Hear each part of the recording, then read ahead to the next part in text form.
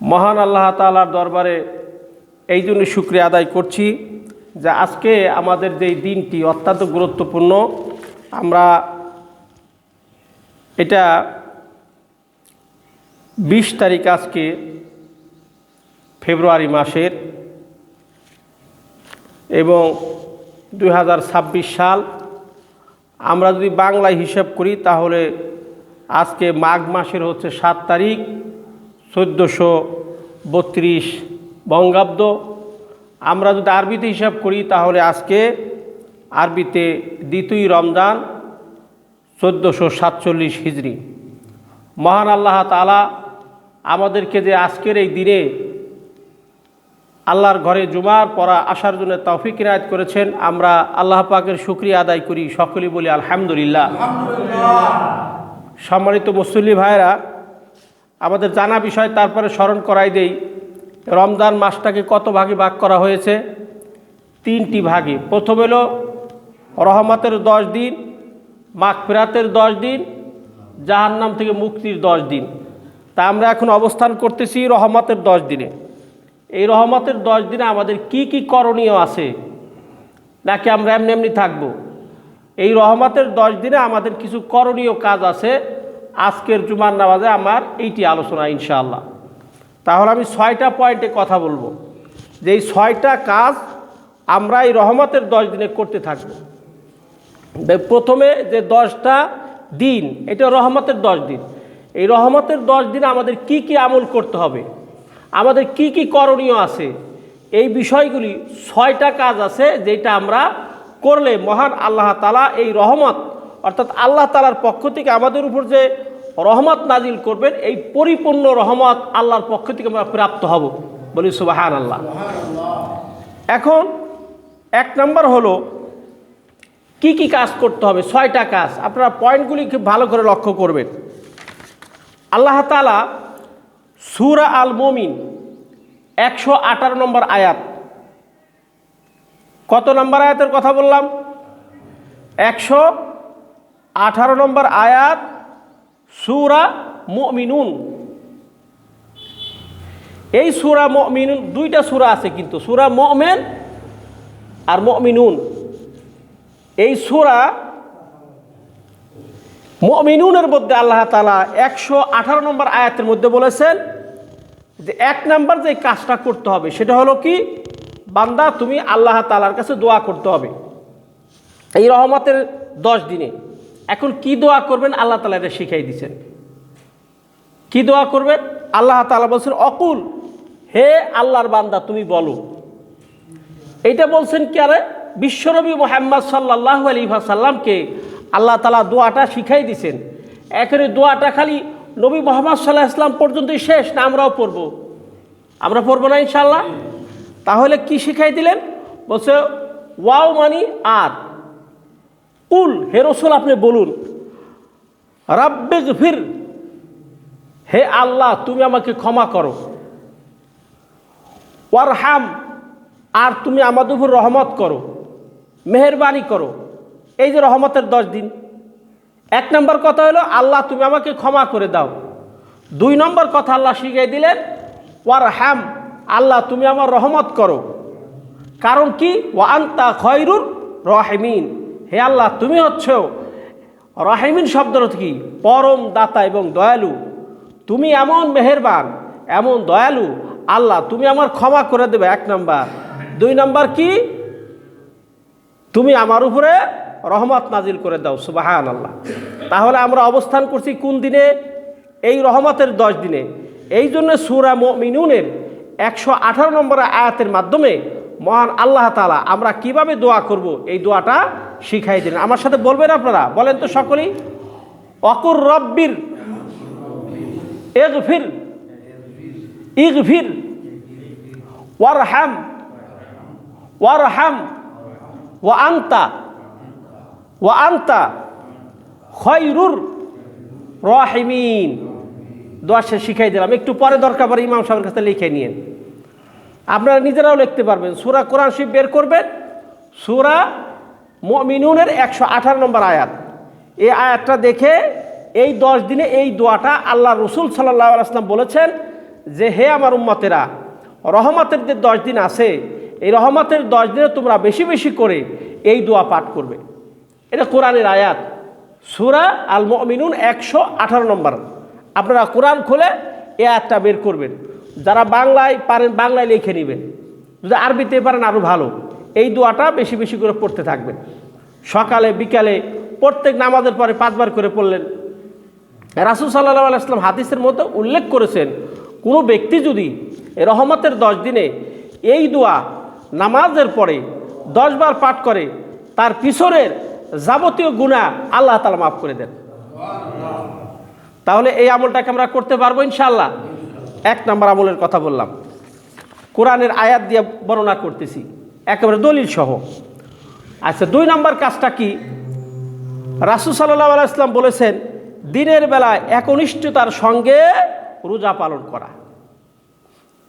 এখন প্রশ্ন আসতে পারে, এই পয়েন্টটা আমি নোট করেছি যে একনিষ্ঠতার সাথে রোজা কেমনে পালন করবেন।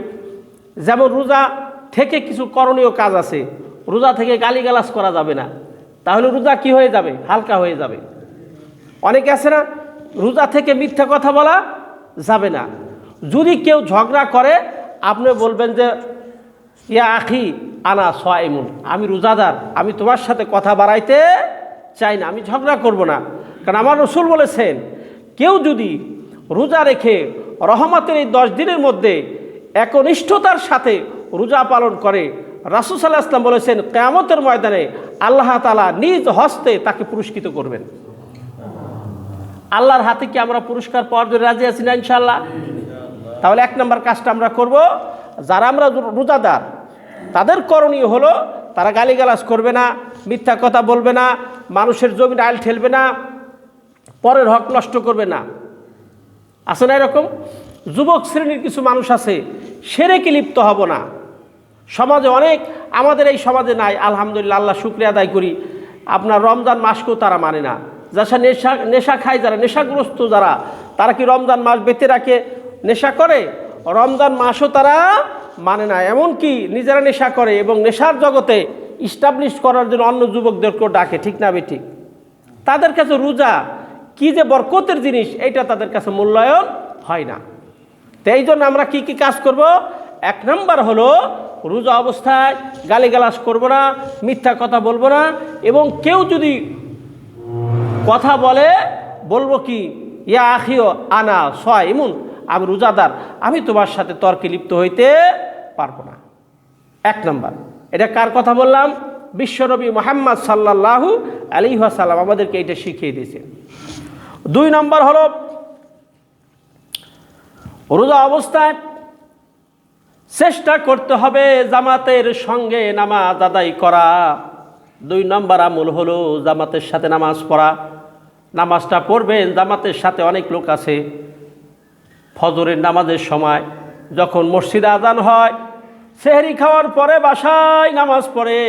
আমার রাসূল বলছে, না না, তুমি যদি রোজা থেকে থাকো, আল্লাহর রহমত প্রাপ্ত হতে চাও, তাহলে আজান শোনার সাথে মসজিদে চলে যাও। সুবহানাল্লাহ। কোথায় যেতে বলেছে? মসজিদে।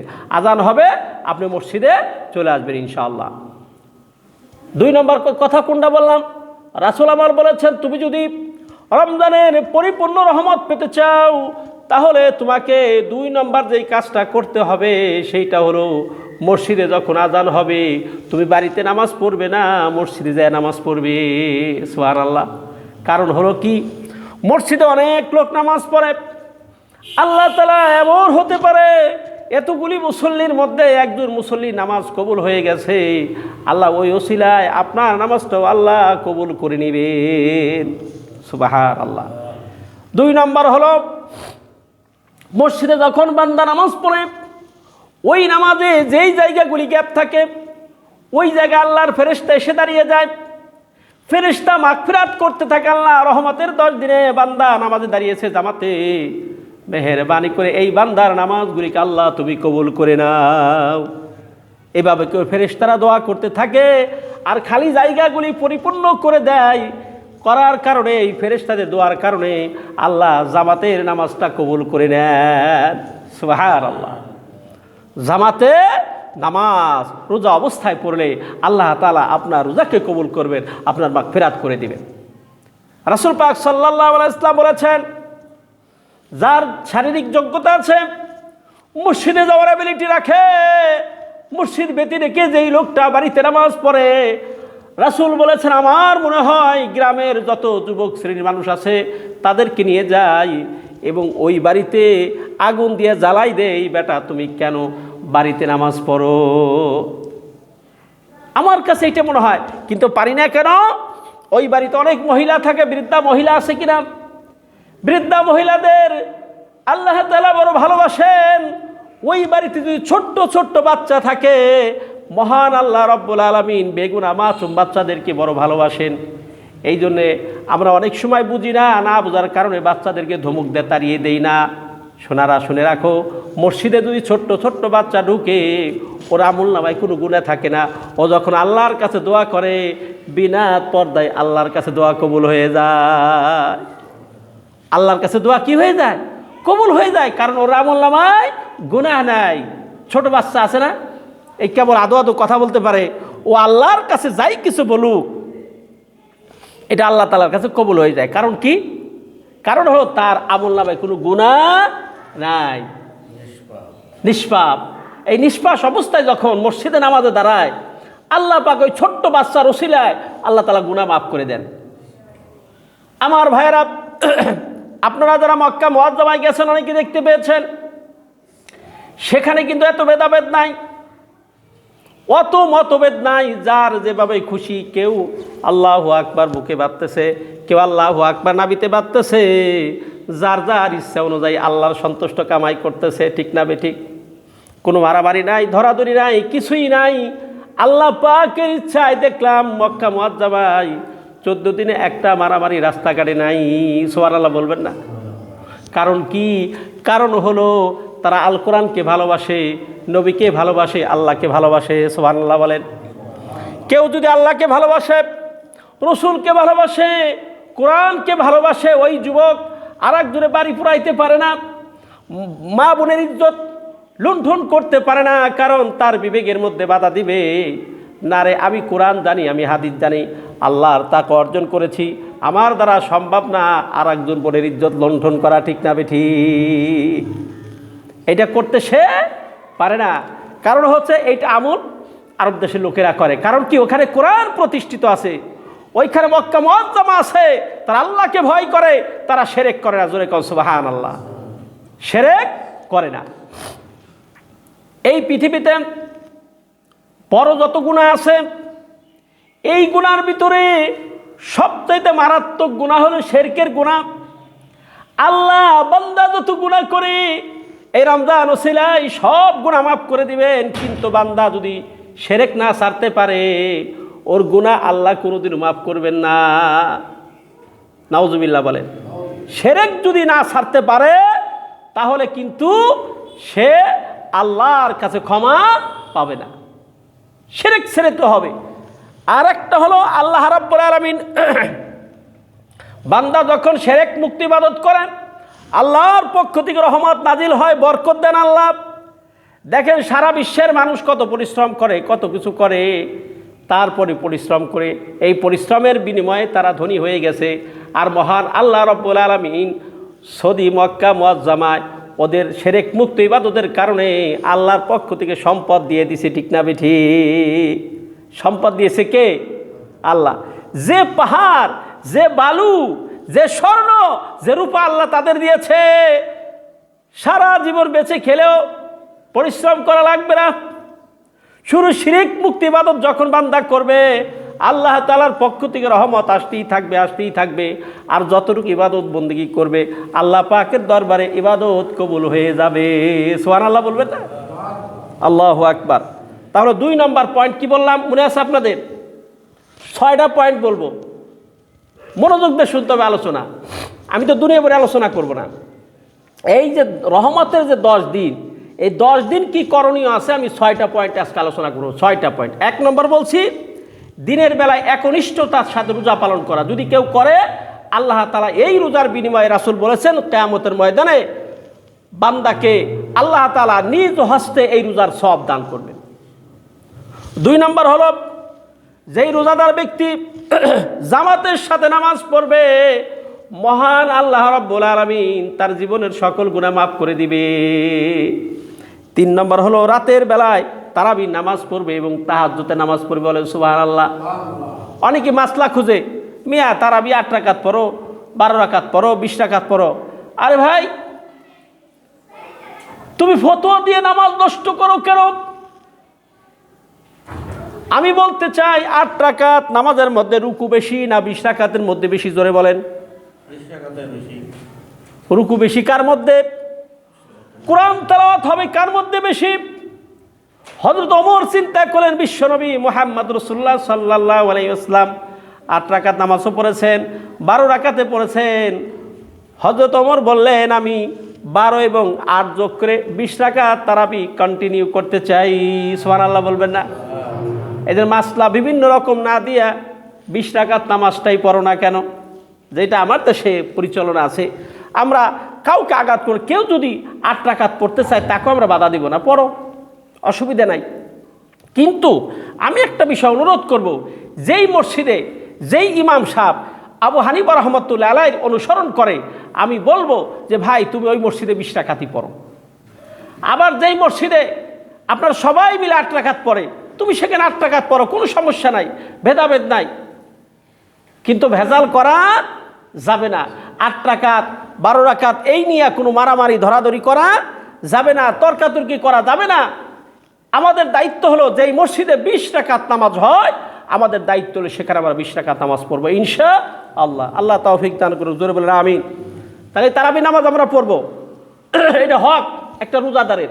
3 নম্বর পয়েন্ট, যদি কোনো ব্যক্তি রোজা থাকে এবং রাতের বেলায় তারাবির নামাজ পড়ে, আল্লাহ তাআলা এর ওসিলায় তার জীবনের সকল গুনাহ মাফ করে দেন। এটাকে আমি বলছি, বিশ্বনবী মুহাম্মদ সাল্লাল্লাহু আলাইহি ওয়াসাল্লাম বলেছেন। এরপরে বলছেন, বান্দারা রহমতের 10 দিনের ভিতরে তুমি এমন একটা আমল করো যে আমলের কারণে তোমার জীবনের সকল গুনাহ আল্লাহ মাফ করে দেন, আল্লাহ তোমাকে বরকত দিয়ে পরিপূর্ণ করে দিবেন। তুমি যেই কাজ করবা সেই কাজের মধ্যে বরকত পাবা। প্রশ্ন থাকতে পারে, হুজুর কাজটা কি? কাজটা হলো, কেউ যদি তাহাজ্জুদের রক্তে দাঁড়িয়ে নামাজ পড়ে 2 ফোঁটা চোখের পানি ফেলে আল্লাহকে ডাক দেয়, বলে আল্লাহর সাজিবের মালিক, এই অন্ধকার রাতে, শেষ রাত্রে কেউ দেখতেছে না, শেষের বাকি দুনিয়ার কেউ নাই, তুমি আসি আর আমি আসি, মাওলা আমার জীবনের সকল গুনাহ তুমি মাফ করে দাও। 2 ফোঁটা চোখের পানি ফেলান আল্লাহকে একেবারে গভীরভাবে, নিবিড়ভাবে, দুনিয়ার কেউ দেখতেছে না, আপনি নিবিড়ভাবে যাই নামাজে বসে 2 রাকাত নামাজ পড়েন, 4 রাকাত নামাজ পড়েন, 8 রাকাত নামাজ পড়েন। নামাজ পড়ে 2টা হাত তুলে চোখের 2 ফোঁটা পানি ফেলে মহান আল্লাহকে ডাকেন। আপনার সমস্যাগুলি বলেন, আপনার দুনিয়ায় যে সমস্যা আছে সব সমস্যাগুলি আল্লাহকে বলেন, আল্লাহ তাআলা আপনার সকল সমস্যাকে সমাধান করে দিবে।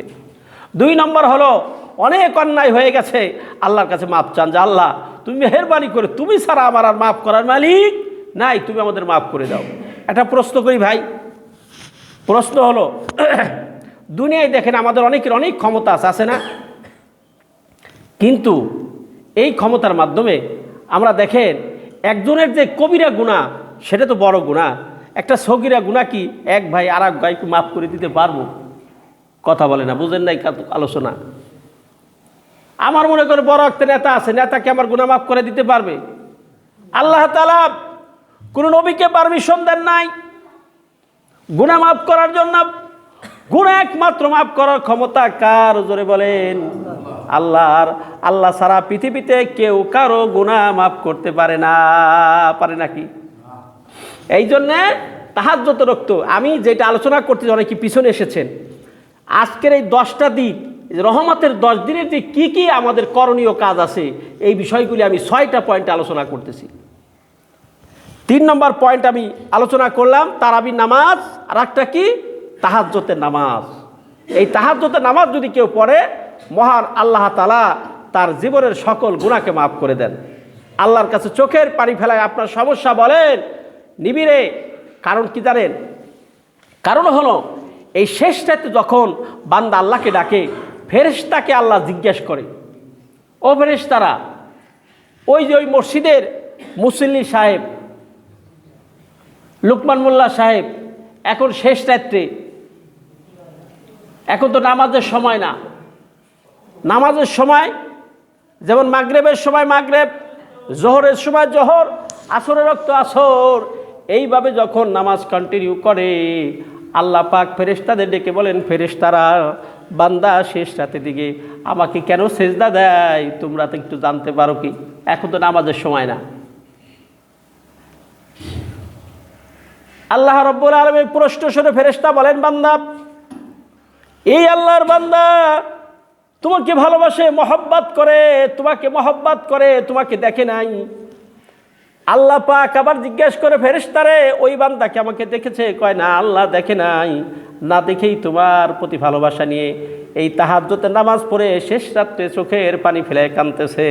আল্লাহ পাক ফেরেশতাদের মাধ্যমে মেসেজ দেন, আমার এই বান্দার জীবনের সকল গুনাহ আমি মাফ করে দিলাম। বিনিময় শুধু তাই নয়, দুনিয়ায় আমাকে দেখে নাই, ফেরেশতারা সাক্ষী থেকো, জান্নাত আমি এই বান্দাকে দিব, এবং জান্নাত সর্বশেষ যেই নিয়ামত, আমার এই নুরানি, আমার এই চেহারা, আমার এই বান্দাকে আমি দেখাবো। বলেন সুবহানাল্লাহ। আমরা আল্লাহকে দেখি নাই, অদেখা আল্লাহকে কি করি? ভালোবাসি, মহব্বত করি। এই জন্য আল্লাহ আমাদের ছেড়ে দিবেন না, আল্লাহ আমাদের ভালোবাসবেন।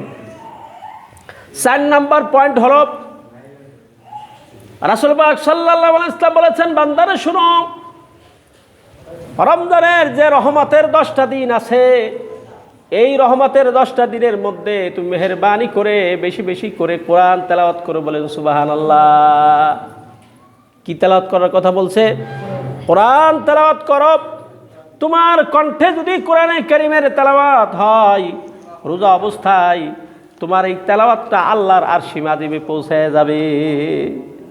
কোথায় পৌঁছায় যাবে? আল্লাহর আরশি আজিমে এই তেলাওয়াত পৌঁছায় যাবে। নবী মুহাম্মদ সাল্লাল্লাহু আলাইহি ওয়াসাল্লাম প্রতিদিন যার উপরে কোরআন নাজিল হয়েছে, নবী মুহাম্মদ সাল্লাল্লাহু আলাইহি ওয়াসাল্লাম কোরআনে কারীমের তেলাওয়াত করতেন। রাতের বেলায় সুন্দরভাবে কোরআন তেলাওয়াত করতেন। এত মধুর কণ্ঠে পৃথিবীর কারো কণ্ঠে এত সুন্দর শোনা যেত না। আল্লাহ রসুল চমৎকার কোরআন তেলাওয়াত রাতের বেলায় করতেছেন। একদিন আবু জাহেল, উতবা, সাইবা রাসূল পাক সাল্লাল্লাহু আলাইহি ওয়াসাল্লাম কোরআন তেলাওয়াত শোনার জন্য চলে গেছেন। কোরআন তেলাওয়াত শোনার জন্য দাঁড়িয়ে আছেন, বসার সুযোগ পায় নাই, এত মধুর কণ্ঠ। যেমন ভাইরা, আমার মনে হয় মক্কা মুআজ্জামা যখন আব্দুর রহমান আস-সুদাইসি কোরআনে কারীমের তেলাওয়াত করেন, আমার মনে হয় কোরআনে কারীম আল্লাহর পক্ষ থেকে নাজিল হতে শুরু করেছে। বলেন সুবহানাল্লাহ। আমি বিদায় তাওয়াফের দিনে 2 রাকাত ফজরের নামাজ পড়েছি। এমন চমৎকার তেলাওয়াত শুনে চোখের পানি আর ধরে রাখতে পারলাম না, অঝরে চোখ দিয়ে পানি পড়তেছে কোরআনে কারীমের তেলাওয়াত শুনে। এত চমৎকার তেলাওয়াত। একটা প্রশ্ন করি, এই দুনিয়ায় যত গান, যত বাজনা, যত গান আপনি শুনেন না কেন, 1 বার 2 বার 3 বার আর ভালো লাগে না, কিন্তু কোরআনে কারীমের তেলাওয়াত সবসময় ভালো লাগে। ঠিক কিনা বলেন? ভালো লাগে না? এই যে সূরা ফাতিহা নামাজের ভিতরে, এই যে যেমন ফজরের নামাজে, আপনার মাগরিবের নামাজে, এশারের নামাজে ইমাম সাহেব জোরে জোরে উচ্চারণ করে না? তো এখন এই যে কোরআনে কারীমের যে তেলাওয়াত হয়, আপনার কাছে কি কখনো মনে হয়েছে যে আজকে তেলাওয়াত ভালো লাগতেছে না? এই আলহামদুলিল্লাহ সূরা প্রতিদিন পড়েন কেন, আবার পড়েন ঘুরাই ফিরে, এরকমই হয়? এই আলহামদুলিল্লাহ সূরা যতই পড়ি ততই মজা লাগে। বলেন সুবহানাল্লাহ। এখন এই আলহামদুলিল্লাহ সূরার যে তাফসীর আপনি যত বছরই পড়বেন, যতবার পড়বেন, পড়ার পরে মনে হবে কি আরও এর ভিতরে ইনফরমেশন আছে, আরও কি যেন আছে। আপনার এইটা আপনার কাছে বিরক্ত লাগবে না, খারাপ লাগবে না। নবী মুহাম্মদ সাল্লাল্লাহু আলাইহি ওয়াসাল্লাম যখন কোরআনে কারীমের তেলাওয়াত করতেন, আবু জাহেল, উতবা, সাইবা চারদিকে দাঁড়িয়ে আছে। বিশ্বনবী মুহাম্মদ সাল্লাল্লাহু আলাইহি ওয়াসাল্লামের কোরআন তালিম শেখার জন্য, শোনার জন্য দাঁড়িয়ে আছে। কোরআনে কারীমের তেলাওয়াত হয়ে গেল। আবু জাহেল দিনের বেলায় সংগ্রাম করে বিশ্বনবী মুহাম্মদ সাল্লাল্লাহু আলাইহি ওয়াসাল্লামের বিরুদ্ধে, মিছিল, প্রোপাগান্ডা, কত কিছু বলে, নবীকে পাগল বলে, মাজনুন বলে, জাদুকর বলে, সেহের বলে, নবীকে বিভিন্ন রকমের উপাধিতে করে। কিন্তু রাতের বেলায় যখন কোরআনে কারিমের তেলাওয়াত শুনলেন। আবু জাহেল উতবা সাইবা একই পথ দিয়ে যাচ্ছিলেন, হঠাৎ করে অন্ধকারে একজনের পায়ের সাথে বাড়ি খায় একজন পড়ে গেছেন। আবু জাহেল বলছে, কে? বলছে, আমি আবু জাহেল। তুমি কিনা? আমি তো আবু সুফিয়ান। এই মিয়া, এখানে কি করার জন্য আসছিলা? তুমি যেই কাম করার জন্য আসছো নেতা, আমিও সেই কাম করার জন্য আসছি। কি কাম? নবী মুহাম্মদ সাল্লাল্লাহু আলাইহি ইসলামের কণ্ঠে কোরআনে কারীমের তেলাওয়াত শুনেছি। বলছে, আমিও তো শুনেছি। শুনে তুমি কি বুঝলাম? বয়স্ক একজন লোক ছিলেন, উতবা বলতেছে, আবু জাহেল শোনো, রাগ করো আর যাই করো, কিন্তু মুহাম্মদ সাল্লাল্লাহু আলাইহি ইসলামের কণ্ঠে যে কোরআনে কারীমের তেলাওয়াত, ভাইরে সত্যি কথা বলছি, এটা মানব রচিত কোনো গ্রন্থ নয়। লাইসা হাযা কালামিল বাশার, এটা মানুষের কোনো কথা হতে পারে না। এটা মহান আল্লাহ রাব্বুল আলামিন, নিশ্চয় একজন সত্তা আছে, আল্লাহ আছে, সে আল্লাহর কালামুল্লাহ শরীফ বিশ্বনবী মুহাম্মদ সাল্লাল্লাহু আলাইহি ওয়াসাল্লাম আব্দুল্লাহর বেটা মুহাম্মদ তেলাওয়াত করছে। আমার মনে হয় দেয়ার ইজ নো ডাউট, সন্দেহ নাই, আমাদের কালিমা পড়ে মুসলমান হয়ে যাওয়া উচিত। জলি বলেন সুবহানাল্লাহ। তাকদীরকে মুআমিলা নসিবে থাকতে হবে। এই যে ভালো কথাগুলি শোনা, মসজিদে নামাজ পড়া, রমজানকে সম্মান করা, রমজানে রোজা রাখা, রমজানের রহমত প্রাপ্ত হওয়া, ভাই এটা কপালে না থাকলে পাওয়া সম্ভব না। অনেক লোক আছে মসজিদে বেরোই সমালোচনা শুরু করবে, আসলে এরকম নামাজ পড়েই আর একজনের গীবত শেকায়াত এইগুলি করা শুরু করবে রোজা রেখে। কিন্তু তার বলা উচিত, ভাই ইয়াকি আনা সোয়াইম, আমি রোজাদার, আমি তোমার সাথে গীবত শেকায়াত করতে পারবো না। একজন লোক আর এক ভাইয়ের মন্দ বলেছে, গীবত করেছে, বললেন, ভাই তোমার দাঁতের ভিতরে আমি লক্ষ্য করতে পেরেছি, তোমার দাঁতের ভিতরে গোশত লেগে আছে। বলল, কি গোশত লেগে আছে? বলছে, তোমার দাঁতের মধ্যে মরা ভাইয়ের গোশত চাবানোর যেই ইতিহাস, সেই মাংস তোমার দাঁতের মধ্যে লেগে আছে। কারণ হচ্ছে তুমি যখন আর এক ভাইয়ের গীবত করো, নবী মুহাম্মদ সাল্লাল্লাহু আলাইহি ওয়াসাল্লাম বলেছেন, তোমার মরা ভাইয়ের মাংস চাবাইলে যে অপরাধ, এর চাইতে মারাত্মক অপরাধ তোমার আমলনামায় ফেরেশতারা লিখে ফেলে। এই জন্য আমরা গীবত, শিকায়ত, অন্যের দোষ পরিচর্যা এগুলো করব না। রাজি আছেন ইনশাআল্লাহ? রোজা অবস্থা করা যাবে না। আমাদের কি করতে হবে? কোরআন তেলাওয়াত করতে হবে। আবু জাহেল বললেন, তাহলে কি করতে হবে? বলছে, করতে হবে এই যেমন হযরত ওমর রাদিয়াল্লাহু তাআলা আনহু কোরআনে কারিমের তেলাওয়াত শুনে নবী মুহাম্মদ সাল্লাল্লাহু আলাইহি ওয়াসাল্লামের কাছে কালিমা পড়ে মুসলমান হয়ে গেছেন। এখন আমাদের দায়িত্ব হলো, আমরা যদি কোরআনে কারিমের এই কালিমার মিশন, এই কালিমার দাওয়াত গ্রহণ করি, তাহলে আমরাই তো মুহাম্মদ সাল্লাল্লাহু আলাইহি ওয়াসাল্লামের সাহাবী হয়ে যাব, ঠিক কিনা? আমাদের মাতবাড়ি সরদারি চেয়ারে নেতৃত্ব কিছুই থাকবে না। তাহলে কি করা যাবে? করা যাবে হলো এই কোরআনের বিরুদ্ধে যত আন্দোলন আছে করতে হবে। আল্লাহ রাব্বুল আলামিন বলেন, ওয়াকালাল্লাযীনা কাফারু লা তাসমাউ লিহাযাল কুরআন ওয়ালগাউ ফী লাআল্লাকুম তাগলিবুন। আল্লাহ তাআলা সূরা হামিম সিজদা 26 নম্বর আয়াতের মধ্যে আল্লাহ বলেছেন কি, কাফেরদের যে সিদ্ধান্ত, এইটা আল্লাহ তাআলা রাতের অন্ধকারে নবী মুহাম্মদ সাল্লাল্লাহু আলাইহি ওয়াসাল্লামকে জানাই দিলেন। ওয়াকালাল্লাযীনা কাফারু লা তাসমাউ লিহাযাল কুরআন ওয়ালগাউ ফী লাআল্লাকুম তাগলিবুন। হে নবী, ওই আবু জাহেল, উতবা, সাইবা সিদ্ধান্ত নিয়েছে এই কোরআনে কারিমের তেলাওয়াত শুনতে দেয়া যাবে না, আর নিজেরাও শুনবো না। তাহলে কি করতে হবে? যখন নবী মুহাম্মদ সাল্লাল্লাহু আলাইহি ওয়াসাল্লাম কোরআন তেলাওয়াত করে, তখন শীষ বাজাও, হট্টগোল করো, যাতে মানুষের কর্ণকুহরে এই কোরআনের আওয়াজ না পৌঁছায়। আল্লাহ রাব্বুল আলামিন বললেন, মুহাম্মদ লা তাহজান, চিন্তা করো না, এই কোরআনের আওয়াজ আমি আল্লাহ রাব্বুল আলামিন মক্কা মুআজ্জামাতে শুরু করে সারা বিশ্বব্যাপী ছড়িয়ে দিব। বলেন সুবহানাল্লাহ। এত আস্তে সুবহানাল্লাহ বলেন যে ওয়াজ বুঝেন নাই? আল্লাহ তাআলা এই কোরআনের আওয়াজ, এই কোরআনের তেলাওয়াত সারা বিশ্বব্যাপী ছড়িয়ে দিয়েছেন না? আবু জাহেল, উতবা, সাইবা ঠেকাইতে পেরেছে? ঠেকাইতে পারে নাই। পারবে কখনো? পারবে না। তাহলে 4 নম্বর বললাম কোরআন তেলাওয়াত। নবী মুহাম্মদ সাল্লাল্লাহু আলাইহি ওয়াসাল্লাম আফদলুজ যিকির তেলাওয়াতুল কোরআন, সবচাইতে ভালো জিকির হলো কোরআন তেলাওয়াত করা। রোজাদার ব্যক্তি, এই রহমত যদি তুমি পেতে চাও, সকাল সন্ধ্যায় আল্লাহ তাআলার কোরআনে কারিমের তেলাওয়াত করো। সুবহানাল্লাহ বলে। 5 নম্বর হলো বেশি বেশি করে দান সৎকা করা। দান সৎকা করলে কি হবে? আল্লাহ বিপদ আপদ মুক্ত করে দিবে। আল্লাহ কি করবেন? বিপদ মুক্ত করে দিবেন। রমজান মাসে যদি কেউ 1টি টাকা আল্লাহর ঘরে দান করে, রমজান মাসে যদি কেউ এতিম মিসকিনকে দান করে, আমার রসুল বলেছেন অন্য মাসের তুলনায় 70 গুণ সওয়াব আল্লাহ তাআলা বাড়িয়ে দিবেন। 70 গুণ সওয়াব আল্লাহ তাআলা অন্য মাসের তুলনায় বাড়িয়ে দিবেন। এই জন্য রমজান মাসে বেশি বেশি করে দান করতে হবে। 6 নম্বর পয়েন্ট হচ্ছে আল্লাহ তাআলা জিকির করতে বলেন সুবহানাল্লাহ। কি জিকির করবেন? জিকির করবেন হলো এই যে তাসবিহ আছে না, আপনি তাসবিহ না তো হাতের আঙ্গুল নেন, সুবহানাল্লাহ সুবহানাল্লাহ সুবহানাল্লাহ সুবহানাল্লাহ 33 বার বলেন। আলহামদুলিল্লাহ আলহামদুলিল্লাহ আলহামদুলিল্লাহ এটা 33 বলেন। আর একবার বলো আল্লাহু আকবার আল্লাহু আকবার আল্লাহু আকবার 34 বার বলেন। তাহলে এক তাসবিহ আদায় হয়ে গেল। সুবহানাল্লাহ বলবেন না, এক তাসবিহ আদায় হয়ে গেল। নামাজটা পড়েন, নামাজ পড়ে কর গুনে সুবহানাল্লাহ বলবেন কতবার? 33 বার। আলহামদুলিল্লাহ বলবেন কতবার? 33 বার। আল্লাহু আকবার বলবেন কতবার? 34 বার। এটা এক তাসবিহ আদায় হয়ে গেল। এখন বললেন কি নবী মুহাম্মদ সাল্লাল্লাহু আলাইহি ওয়াসাল্লাম বললেন, যদি কেউ একবার দুনিয়ায় সুবহানাল্লাহ বলে, ওই ব্যক্তির নামে জান্নাতের ভিতরে আল্লাহ তাআলা একটা গাছ লাগিয়ে দেন। বলেন সুবহানাল্লাহ। কি লাগিয়ে দেন? গাছ লাগিয়ে দেন। যখন আপনি জান্নাতে যাবেন দেখবেন যে অনেক গাছ। বলো ফেরেশতারা আমি তো এত গাছ রোপণ করি নাই।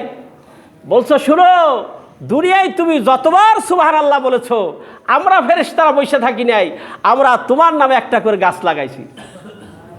এই গাছ বড় হবে, জান্নাতবাসীদেরকে ছায়া দান করবে। তাহলে এই সুবহানাল্লাহ কি বলার জন্য আমরা রাজি আছি ইনশাআল্লাহ। দেখবেন অনেক পরহেজগার মানুষ আছে, অনেক দিনদার লোক আছে, বেহুদা কথা বাজে কথা বলে না, সে সব সময় সুবহানাল্লাহ বলে, আলহামদুলিল্লাহ বলে, আল্লাহু আকবার বলে। যতবার আল্লাহু আকবার বলবে আল্লাহ পাক আরশে আজিম, আল্লাহর আরশ এবং এই জমিনের যে ফাঁকা জায়গা আছে, এই ফাঁকা জায়গা পূরণ করার জন্য যত সওয়াব আছে ওই পরিমাণ সওয়াব আল্লাহ তাআলা বান্দার আমলনামায় দান করে দিবে। সুবহানাল্লাহ। তাহলে আমি কিন্তু অনেকেই পরে এসেছেন, আলোচনা এই জন্যে আগে আসতে হয়। আমি এই যে সাবজেক্টটা বলেছিলাম রমজানের রহমতের 10 দিন, আমরা এখন রহমতের 10 দিনে আছি না? এই রহমতের 10 দিনে আমাদের কি কি করণীয় আছে আমি 6টা পয়েন্ট আলোচনা করেছি। তাহলে আমরা বেশি বেশি করে জিকির করব, কোরআন তেলাওয়াত করব, দান সদকা করব এবং একনিষ্ঠতার সাথে রোজা পালন করব। রোজা রেখে গালিগালাজ করব না, মিথ্যা কথা বলবো না, বেহুদা কথা বলবো না, মোবাইল অশ্লীল কোনো ভিডিও দেখব না, অশ্লীল কোনো ছবি দেখব না, ওগুলো ডিলিট করে দিব। কোরআন তেলাওয়াত শুনবো। আপনার ভালো ভালো কারীদের কোরআন তেলাওয়াত মোবাইলে পাওয়া যায় না ইনশাআল্লাহ? আমরা এই আমল করব। রাজি আছি সবাই? আল্লাহ তাআলা আমাদের সকলকে তৌফিক দান করুক। আমিন। আসসালামু আলাইকুম ওয়া রাহমাতুল্লাহি ওয়া বারাকাতুহু।